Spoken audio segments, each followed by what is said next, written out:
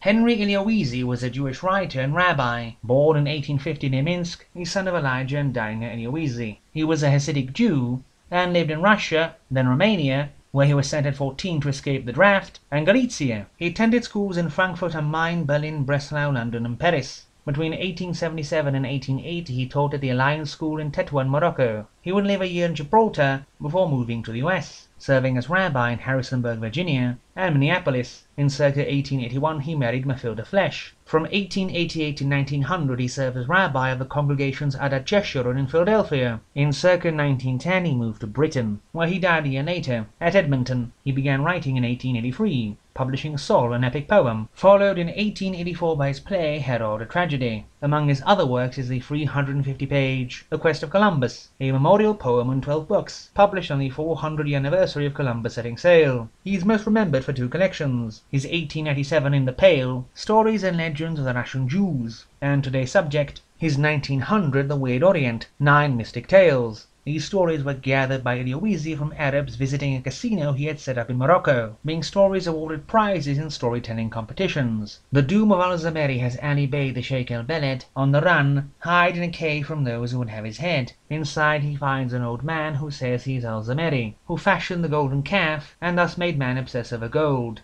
His punishment is to tarry till man no longer desires it, saying how once he hoped to be buried in the earthquake of Baalbek, encountering and saving a lovely maiden, with whom he cannot be united until his doom is ended. Shedad's palace of Irem has Shedad of the tribe of Ad command the genie to fashion him a marvelous city and palace to dwell in. But the devil makes him think he is a god, and when he and his wife return prematurely aged from the city, having lived 7 years and a few days, near the whole tribe is destroyed by the demon host when trying to reach the city. The mystery of the Damavand has the poet Ferdowsi go to the Damavand mountain, and meets there a strange one-eyed hermit, who provides him with a pipe, smoking which he beholds the extent and marvel of the world and universe. The gods in exile has a wizard who decreed the doom of Damascus, visit a vision on a young man of the gods of Olympus and Valhalla going to war in the icy regions of the pole, where they had to flee when man would not worship them. King Solomon and Ashomdai is a legend of how King Solomon bound the king of the demons Ashomdai, and made him serve Solomon until the demon freed himself and took over the kingdom in Solomon's guise, the king being reduced to a crazed beggar until he would recover the ring bearing the true name of God. The Croesus of Yemen has a Hebrew merchant lose his fortune to the Imam of Yemen, then recovers his fortune by virtue of a golden coin,